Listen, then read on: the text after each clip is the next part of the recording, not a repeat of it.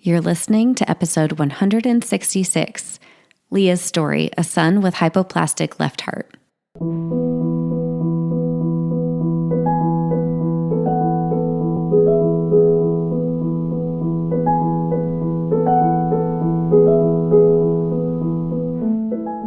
Hello, my friends. Welcome to Child Life on Call. This podcast is a safe place for parents to share their stories about what it's like to have a child that has a medical experience, diagnosis, disease, and or everything in between. We know there's power in sharing stories, and that power multiplies when you can listen to other parents who have walked a similar path to yours.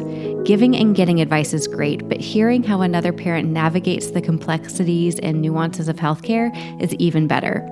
As a child life specialist, my role is to support, validate, and provide emotionally safe spaces for kids and their families, and I am so honored to be on this journey with you. In addition to parent stories, we sprinkle in some expert episodes every now and again that have content for both parents and professionals in the field of healthcare, all with the mission to empower parents to be confident advocates and partners with the care team during healthcare experiences. We're so glad you're here.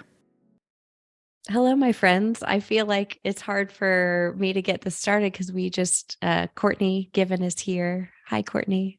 Hello. So happy to be with you again. Me too. This is a lot of fun to be with you and just really feels pretty meaningful. Cortney and I had the opportunity, and I'll let you kind of introduce the story with Leah because you've followed her. And how did you get in touch with her story? I think the heart community just rallies behind anyone they come across. Obviously, we can't follow every single person's journey, but people were just sharing Jackson's journey, and I started following them along. And any HLHS kid, I'm like, who's older than mine, I want to follow. I want to pay attention to, because it's like they're leading the way. Their parents are leading the way. And I just look up to them so much. There's just so much we can learn from each other. And so after following them and just cheering them on, it was just, it was beautiful. It still is to see him recovering post heart transplant. Yeah, I couldn't agree more. I think that makes sense. It makes sense in all aspects of life, right? You want to see when you were in 9th grade, you wanted to know what the 12th graders were doing. You want to see what people ahead of you have gone through so you can maybe prepare for your experience a little bit more. We just had such a beautiful conversation that I don't know how to put into words, so I don't think we need to spend too much time on this intro, but the loss that Leah has experienced, not just in Jackson's journey and grieving what she has been faced with, but before Jackson was born, is impactful. And gosh, there's something about Leah that's so calming. Did you get that from her too? Like stable. Totally. Oh my gosh, yes. And just how direct she was with it all. Like, this is the reality, and we're going to embrace it and move forward so that we can enjoy our kid and enjoy our life for whatever it brings. Yeah. There was a moment I wanted to ask her the ultrasound. She asked the ultrasound tech, am I going to have to bury my child? And, she just wants the answers. She doesn't want it sugar coated. Like, that strength that you can know and you want the truth of whatever's coming at you is really profound. And at the end of the day, I think it is one of the more helpful ways to go about it, because the more I've found personally that the more I've argued with reality, like, no, this is not how it's supposed to be, this is not how it's supposed to happen, the longer I feel I'm in pain. Like, the longer I resist and like just feel like I'm stuck in it rather than working through it, if that makes sense. It's hard. Yeah. Well, I'm so grateful that you're here, Cortney. So if you haven't heard her before, Cortney Given on Instagram, Cortney, CORTNEY.Given. And she is a Mindset for Medical Moms is her podcast. And she is a life coach for medical moms. So I feel life coached every time I talk to you. Oh, yeah. It's such a mouthful, but yes, mindset for medical moms. Well, maybe that's why I keep inviting you, is because I'm like not paying you, but getting your services. We can chat anytime. Okay. All right, guys. Thanks for being here. And thanks, Cortney, for joining us. Before we jump into the episode, I wanted to let you guys know that if you are a parent, a child life specialist, or professional working with children, you're going to want the hospital or physician's office or urgent care that you take your kids to have the Child Life On Call app. It is an evidence-based tool designed to empower children and families during medical experiences.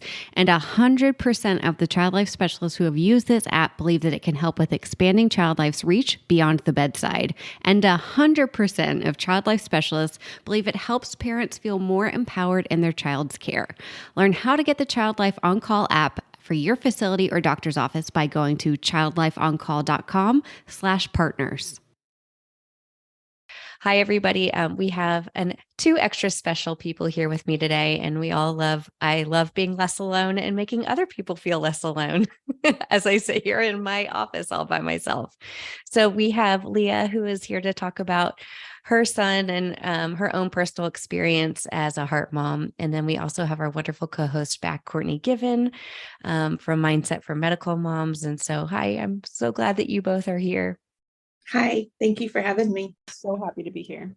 We love having you. Well, I'm going to have you go ahead and kick it off, Leah, and just introduce our listeners to your family, where you guys live.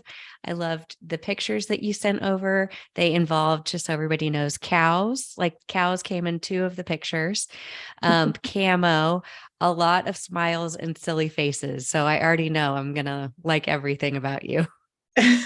Well, thank you. We're just a small family of four, myself, my husband, Jackson, who is my heart kiddo, and his little sister, May. We live out in a small rural community outside of Houston, Texas. And we have lots of cows and horses and dogs and cat. And just this morning, we woke up to a miniature donkey in our yard. So that's a new experience, but it's not out of the normal for out here. Oh, but so what do you do when there's a donkey in your yard? We just put it in a pen and wait for somebody to say, "Hey, I lost my donkey. Do you have it?" Wait, so is there a neighbor Facebook page for farm animal misplacement? Yes, there is. And it's currently waiting to be approved to see if, anybody has lost their donkey. I love it. And so, Cortney, you'll have to tell Leah where you live. It's kind of the opposite, I guess, of what she is. Yeah, I'm in Oahu, Hawaii. So it's bright and early over here. And you'll probably hear my kids get ready for school. But we have plans to go to the beach later. So sweet. I can't complain. No donkeys. We do have lots of wild chickens, though. Ooh, love it. So, Leah, why don't you kind of take us back to the very beginning of finding out that something was going on with your son? And Cortney, I'd love to hear from you too, as Leah's telling her story, what really resonates with you about, because you guys are both heart moms and what you've been through. Well, at the very beginning was 20 weeks pregnant with your exciting anatomy scan to be told that you have to go see a fetal echo or get a fetal echo because they can't see all of your son's heart.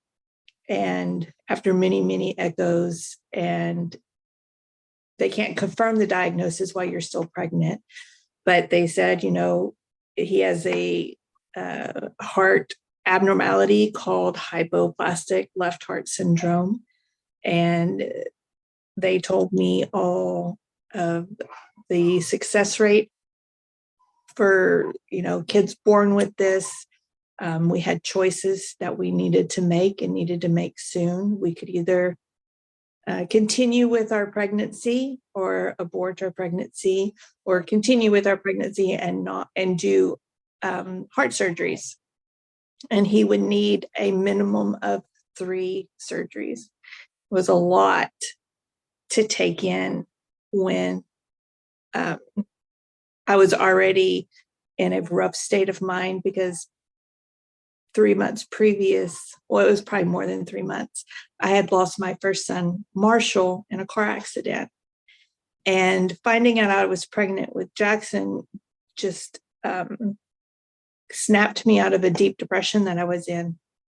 And then to hear something can be catastrophically wrong with your child you're growing inside of you it was just gut-wrenching again. And I knew as soon as I talked to my husband about it, because I went to my first fetal echo alone. I was like, this technician didn't know what she's talking about. Everything's fine with my baby. And it wasn't. But I knew immediately that I wanted to go through with these surgeries, because I'm going to do everything I can to save his life, because he saved mine. And it was just a lot to take in. Thank you for sharing a little bit about Marshall with us. And I'm sure he's just played such a major role in, like you said, saving your life and then saving his brother's life, and having never even met him. So I'm so sorry that you went through that. And to have it all happen in a span of 3 months is really just unimaginable. So Yeah. I'm grateful that you're here and sharing with us. Thank you. Jackson went through his surgery with great ease at 4 days old. And then his next surgery was at 4.5 months old. And his Fontan, which is the last surgery that your child needs to have a great quality life and live into adulthood and grow old together. And it only lasted 2 years before his heart failed and he needed a transplant. After his Fontan, he developed a lung condition called plastic bronchitis. It's where your lymphatic fluid the pressures inside your lymphatic system are too high. So it tries to excrete this extra lymphatic fluid. It can either go to your liver or to your lungs. And his went to his lungs, called plastic bronchitis. So he had to fly from Texas Children's Hospital to Children's Hospital Philadelphia for their lymphatic embolization, where it was a success. Jackson was able to return home and go to school. We lived a normal life. And then he caught the rhinovirus in 2nd grade, and his heart failed from the simple common cold.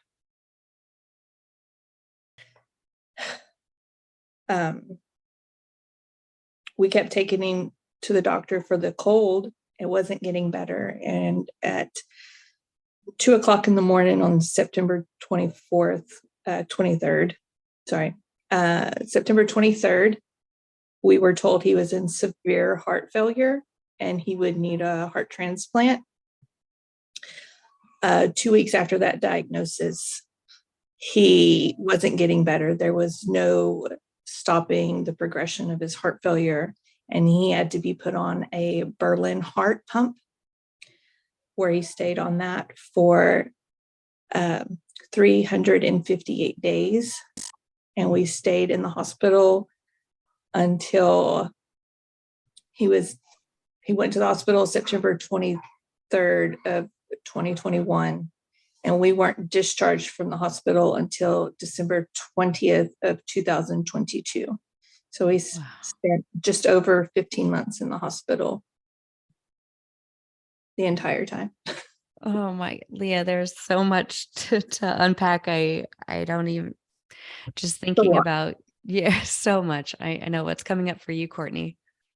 What was your communication like with Jackson? Because he's older, and I think a lot of times we see online the HLHS child is young, right? They're going through the first 2 surgeries, and that's when I think we see a lot of hypoplastic left heart babies. And then we have our older kids who are either post-Fontan or before Fontan. What was it like to talk to him about what was happening? Because obviously he's feeling super sick. He's just, going to school. my HLHS is in her first year of kindergarten, and it's just, they want to live. They just are so happy and go lucky. And what was that like? Jackson, when we told him that his heart was really, really sick and he was going to need a new one, he's went through all the other heart surgeries. And so this to him was just another heart surgery, though to us, it's completely life-changing. Before we agreed to the heart transplant, though, Jackson is older. And so that's discussion that we had with him. Is this what he wants? We laid everything out for him. We didn't sugarcoat and say everything's going to be okay. We let him know that he may not live through this. He may not be able to stay strong enough to get a new heart. His heart was super, super sick. And he told us that, yes, this is what I want. I will fight and I will be strong. And he was during the whole thing. But it wasn't a decision that me and my husband decided ourselves that we were going to do. Like, yes, absolutely. But it was a conversation that we felt Jackson needed to be included in. And he was the one that made that final choice of let's fight. Wow. How did you come to that conclusion? Is that how you have always kind of approached it? And was it one conversation that you guys had, or was it kind of a sequence of conversations? It was a sequence. We found out that he was going to need the Berlin heart pump about 2 weeks from his heart failure diagnosis. So, we starting the conversation with like baby steps. Your heart's really sick and the doctors say that we need to stay here for a long time. Is that okay with you? And he could feel himself not getting worse. He had quit eating, he had quit drinking. We had medications lined up in case of a cardiac arrest. It wasn't a decision that we just like hit him with, like, you need a new heart transplant. Are you going to do this? But it was a sequence of just building up to it, and then him realizing that, I just had a really big tachycardic episode. His heart hurt. And he realized that this is really serious. Mom and Dad aren't being silly with me. And, we live in the country, and we raise beef cattle, and, we have our horses. And so knowing that life ends for a lot of things, and so we don't sugarcoat everything, because we can't save everything. So we wanted to let him know that we may not be able to save him, but if he wants to fight, we will do everything we can to save him. I'm getting so emotional because I just feel like it's so real in terms of like, I think sometimes as a coach for moms, it can be so hard to just accept the reality that all life will end. And I think that's the hardest part about being a medical mom, especially when you've had this idea of how your life is going to look like, and you are thrust into a world where you're having to face your own mortality and a child's mortality and the preciousness of life. Mm-hmm. So what was it like to be experiencing this again it's a different way, but you've lost Marshall. Now you have Jackson fighting for his life. What was going on for you in terms of your own emotional state and like keeping it together or not? Because I know that that's all as equally as valid. that first appointment with the fetal echo, and I remember vividly looking at the doctor and saying, so what you're telling me is I'm going to bury another child. And he said, you will. It's one thing that I've lived with from 20 weeks pregnant to now. So I do think about it a lot, and a lot of moms do.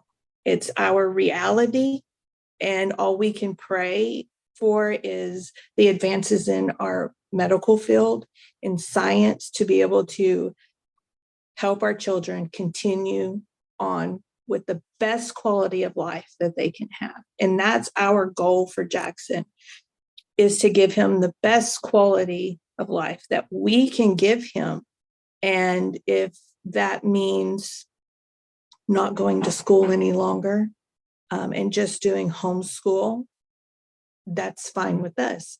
If that means not going on family vacations to exotic places, then that is fine. Just because my child's quality of life looks different for the heart healthy child's quality of life doesn't mean that we're not going to do everything we can for them. That's beautifully said. And so much wisdom, Cortney. You were ready to get some wisdom from Leah, and I think there's no doubt that it's pouring out of you.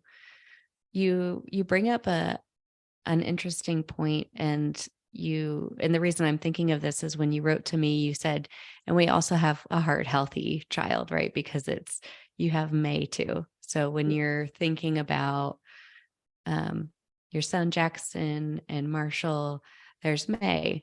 And a long hospitalization just a year ago, we all know impacts the entire family. Everything is uprooted, and you're so dependent on loved ones, family, friends, community during that time. What do you think are some of the things that has helped May the most? Family, having those around her to support her and talk with her.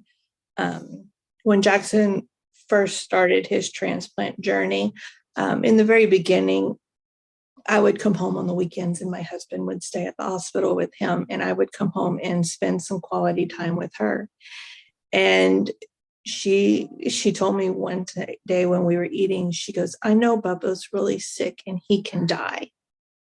And it was just like a knife to my heart to hear my 5-year-old little girl at that time say, my brother can die, my Bubba can die. And I shut the conversation down right there. I couldn't handle that. And I said, Bubba's not dying. He's right here with us. I know you can't see him right now because he's really sick, but he's still here. He's still strong and he's still fighting. And that's what we're focusing on right now. So she knows that that her brother he can die, and he probably will before she's, before she, is old and a mom herself. We don't really bring it up a lot because I don't want them to focus on, I may die tonight, or I may die in a few years from now. We're focusing on that we're living right now, and we're making the best of it that we can. A few weeks ago, my daughter, who has HLHS, had concussion symptoms, and we took her to the ER. It was really scary to see how quickly she transitioned from consciousness to not. And afterwards, I was unprepared for my 8-year-old, who is her older sister, to start asking me about death. She, the next night, had a meltdown. My husband was not at home, and she was just sobbing on the floor, asking about, just saying I'm so afraid to get old and die. I'm so afraid of losing my family and not seeing my friends. And it was so emotional to see her grappling with this concept of finality. And she never said it was about Sola, but she definitely indirectly was impacted by the hospitalization. And every time since then, she's been having like some anxiety since then at night, especially when she like starts thinking to herself. And that's exactly what I do with her and any of my clients that I've talked to about their fear about death, is that I always bring them back to the present. And I'm like, one day, I told my daughter, I was like, it's true, one day we all will die, but we don't know when that is.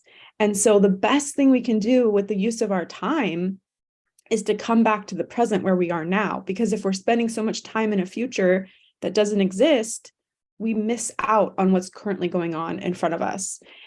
And anytime I'm personally upset, I do that too. And I just think that it's the only thing we can do. Absolutely.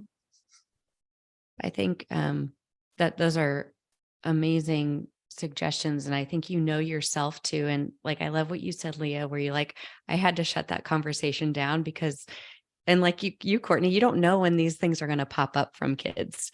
We know developmentally kids start to understand the finality of death around 6 or 7 years old. So they understand that life ends, right? And until then, they can have an understanding, but it really doesn't click and developmentally until that time.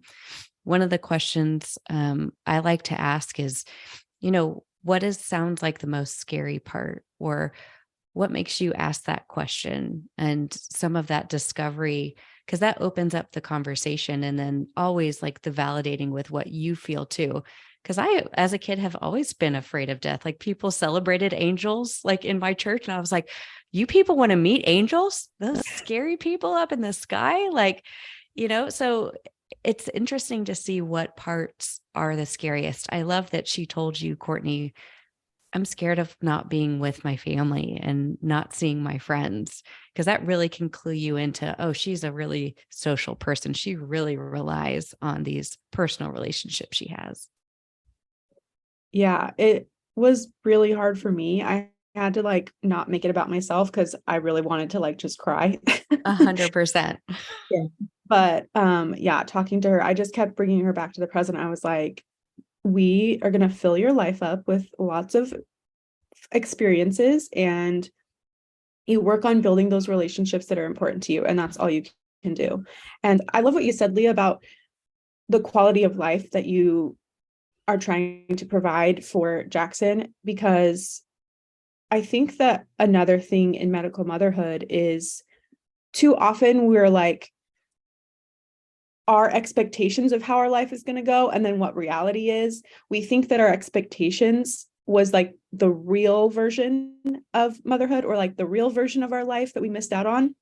And I think being able to adjust that and be like, no, what we're doing right now, keeping Jackson safe, giving him the best quality of life, is the best version of life in terms of being able to experience him and watch him grow. Because whatever, the number one thing HLHS has taught me is that life is way too precious and way too short.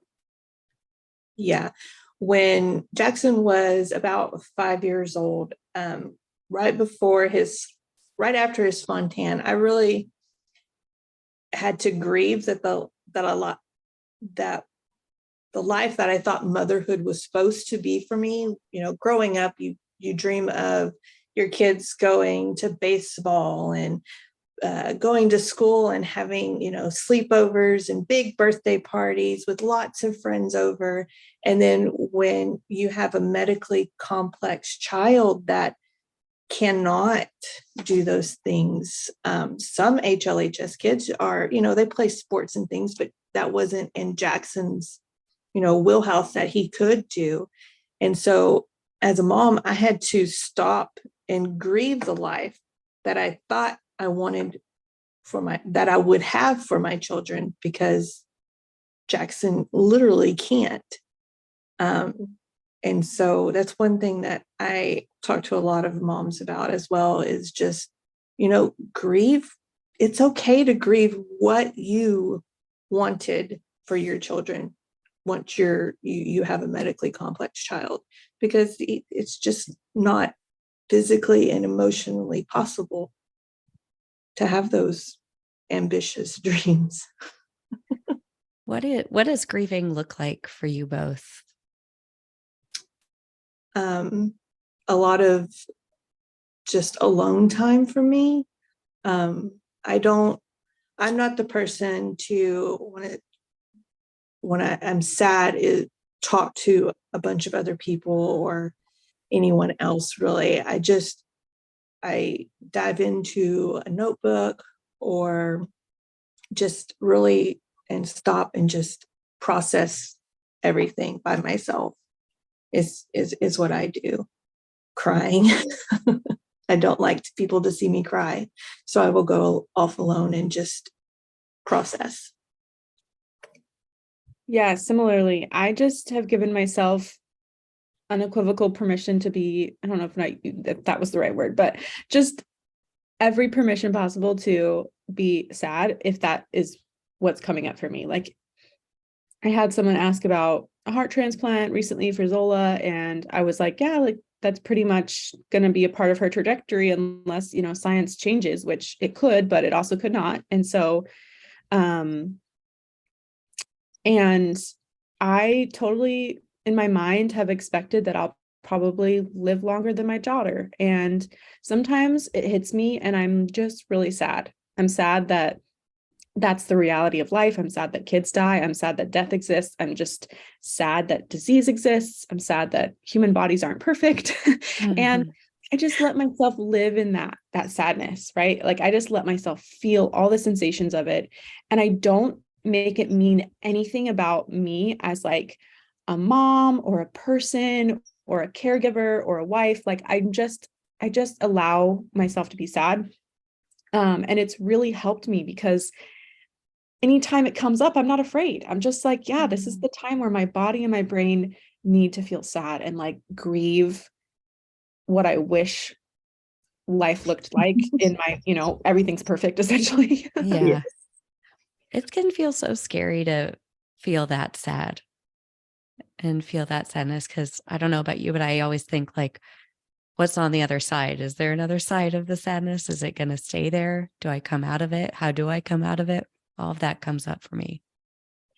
I found the less I fear it, the more I welcome it, the more I understand that it's going to end, because it feels just like I just know that there's no point where you get over sadness in your life. There's no point where we stop loving other people, where we stop building relationships. Like I just thought about it last night. I'm going to keep meeting people who have people who they know, who they share about online and be like, this person is sick. This person passed away. I'm going to be continuously exposed to pain and hardship for the rest of my life. And being able to learn how to feel your feelings essentially, or allow them to exist and coexist with happiness and gratitude and all of the other emotions is, for me, a more useful way of doing it than resisting it. Because if you're constantly resisting it, it's draining, like just physically exhausting to try to avoid grieving or, feeling sad. Yes, absolutely. 100% agree. Before we got started, Cortney, you and Leah were talking a little bit about that whole idea of heart transplant. And I think it's not just for heart families, but when you're told your child has a diagnosis and you deal with that, and then something else comes up, whether it's a transplant. I was talking with a mom a few weeks ago. Her son has Down syndrome, is now 10 and has an autism diagnosis. And she was like, I was ready for a kid with Down syndrome. I don't know if I'm ready for a kid with autism. It's the same kid. Nothing has changed, but it's just these shifts and hits that sometimes keep on coming. And how do you both cope with the ever-changing and ever-evolving medical mom world that you live in? When Marshall passed, my husband and I came up with a motto to live by, one breath, one step, and then one day at a time. And that's what we've been doing throughout Jackson's whole life. When it came down to them saying, he needs a transplant, we literally lived every moment by second, breath by breath. And as the days got easier, we were able to take it day by day. And essentially we've been living our lives just day by day. We're taking it one day at a time. Tomorrow is unknown, but we will face it when we get there. We do like to, plan out for what might happen in the future, but we don't dwell on it.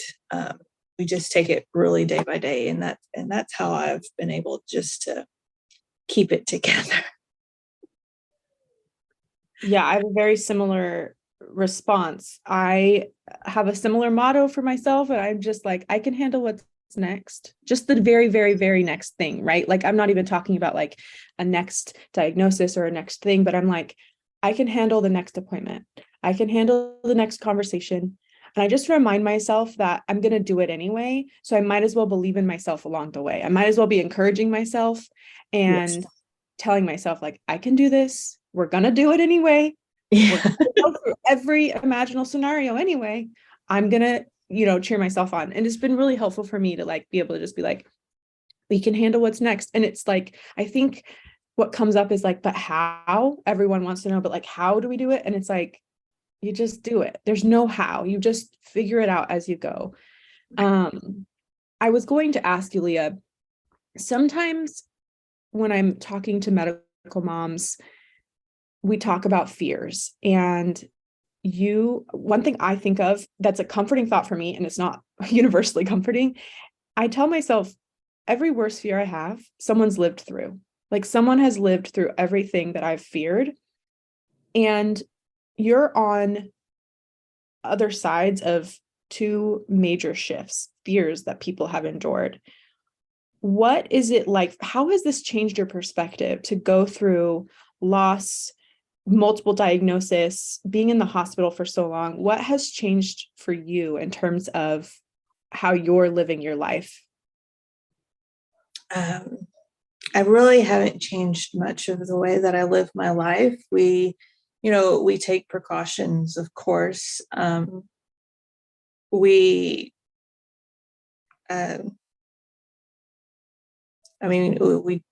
don't go a lot of places, but we wouldn't really anyways, just with the life that we live, living out in the country and having a lot of responsibilities on the farm and animals to take care of. There's not really much that I had to change, but it is just going back to the motto of just taking it a day at a time. That I just don't have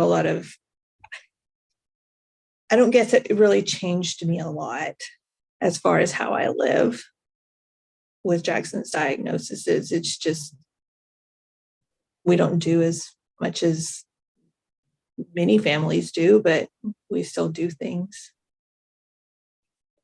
For me, I feel like you're such an example of so much resilience. Like, you've just survived so much. What would you say to another heart mom who is in that place of not believing they can survive the things you have? You're either going to survive it or you're not. It's just, you have to be stronger than the diagnosis. You have to prove to your children that they are strong. You're strong enough, so they are strong enough to go on with the doctor's appointments, all the lab work, surgeries. I don't let that fear of loss control my motivation to live and to keep my child in that calm state of, okay, we're going to have another surgery. Let's do this. Jackson, all of his surgeries, he never went in scared or fearful, a little anxiety, of course, but he never feared dying other than when he had to get the Berlin heart. I'm going to write that down and put it on my wall. I love what you said. I don't let the fear of loss control how I show up now. That's beautiful. I know.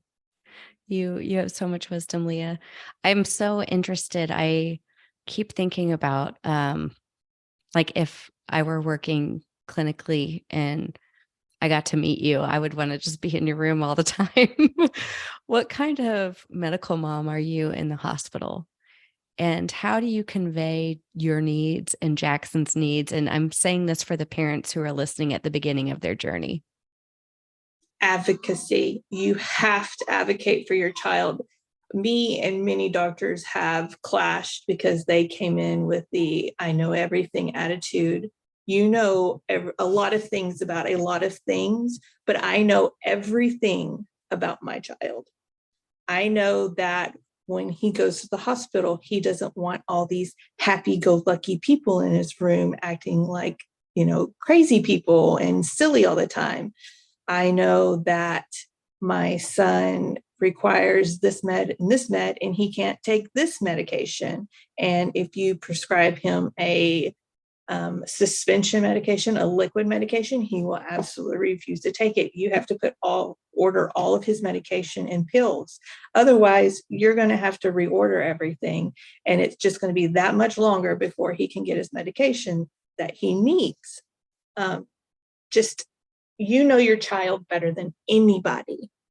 And just because a doctor with a medical degree comes up to you and says, your child has this diagnosis, and so it should fall in line with these symptoms. It's not always the case. So you are your child's voice. Your child can't talk for themselves because children they're not confident in themselves. It's an adult, so I have to do what they say. But you have to advocate for your child. Absolutely 100% all the time. Yeah. Permission to advocate. Yes. What was it like in the hospital waiting? I think when you go into, I remember very early on, I think it was about 2 weeks after our first surgery with Zola, and she had just gone on ECMO and was placed off ECMO. And we basically had started like a reset of like, oh, we have to redo everything. She has to learn how to redo everything. And there was a moment of panic, I remember feeling of like, there's no exit date. There is no one that could tell me when I'm allowed to leave this place. And I just remember feeling like, oh my gosh, it could be forever. Like we could just be here for so long. How did you manage that? Like just staying and not having that date of like, we're going to get you a heart at this point. Not having an end date and that's the biggest thing with all transplant families waiting, is not having that end date. It sends you into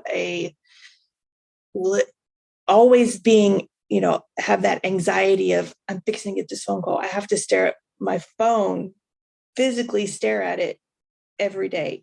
I checked my phone so many times. I got on the internet and I searched, they have lists on the OPTN website.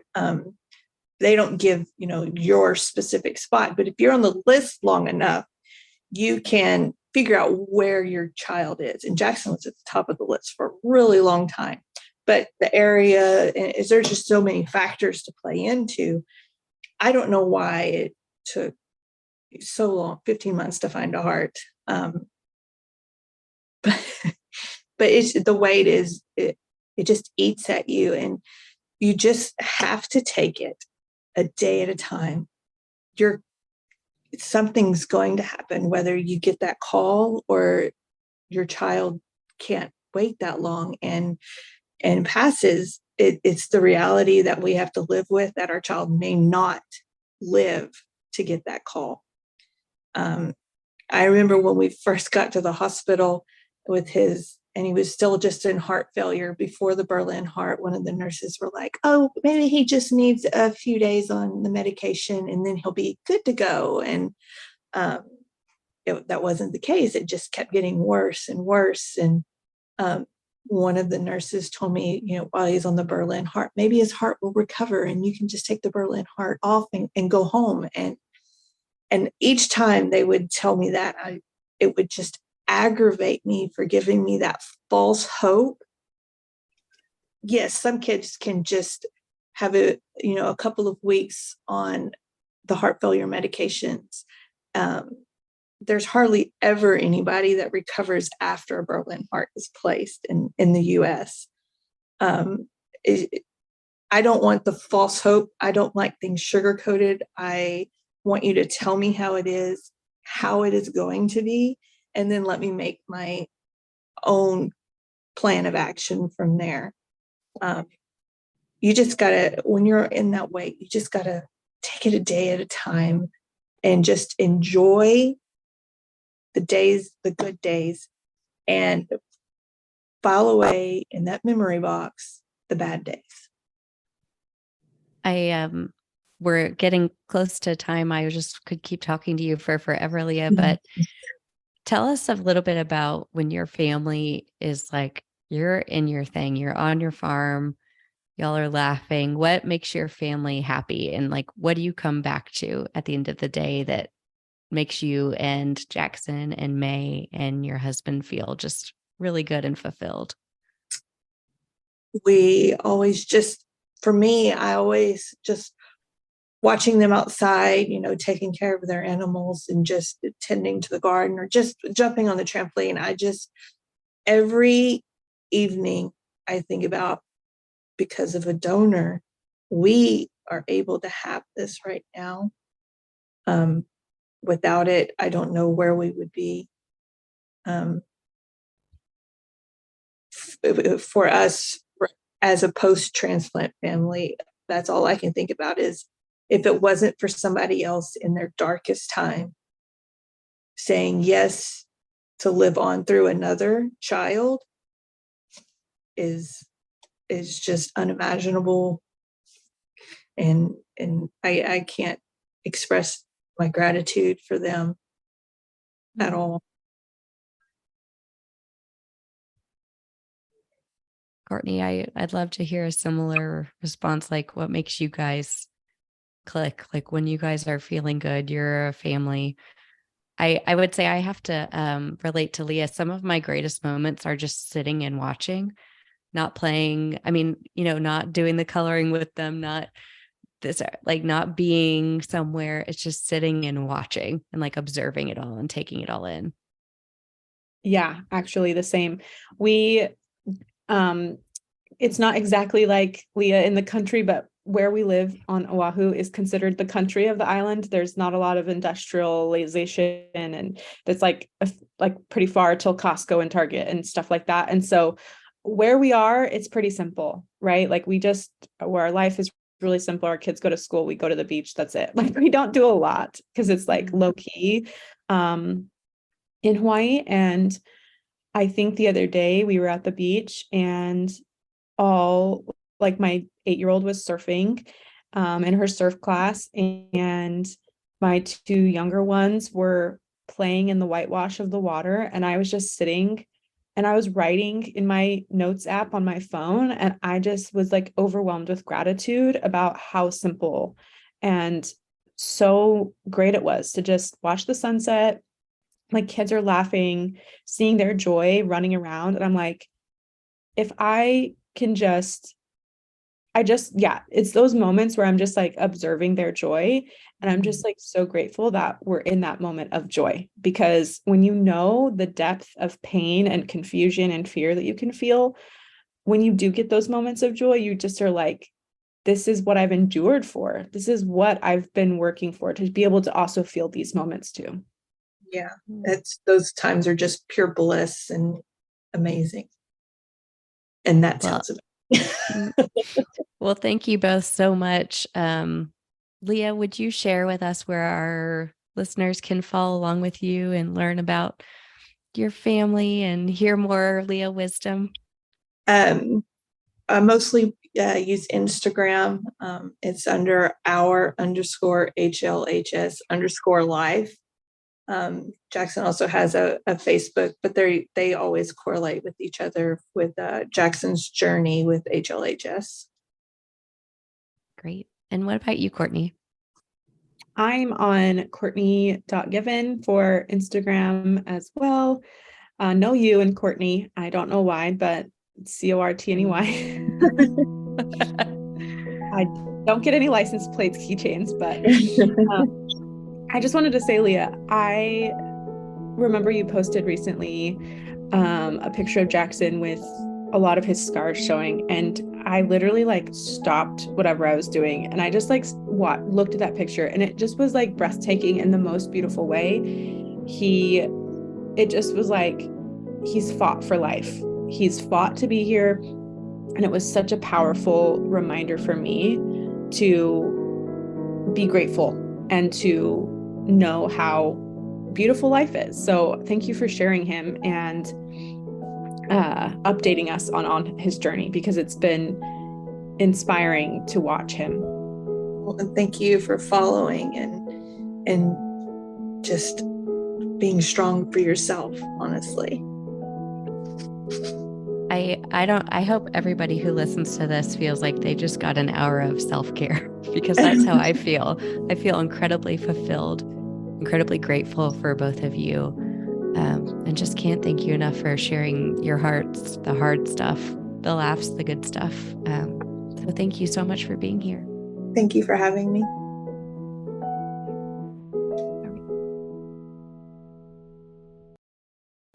Thank you so much for joining us on the Child Life On Call podcast. The only reason this podcast keeps on going is because of you and listeners like you. So please join in on the conversation with us on Instagram, Facebook. I'm even on TikTok now, y'all, making a fool of myself. I haven't danced yet, but maybe it's coming. You can find us at Child Life On Call. We also have a website, and that has all of our information about the Child Life Circle, about the Child Life On Call app, and a blog with new information all the time. That's childlifeoncall.com. Thank you again from the bottom of my heart for listening to these episodes and being a part of this community. We are so grateful and so honored to be able to provide this for you.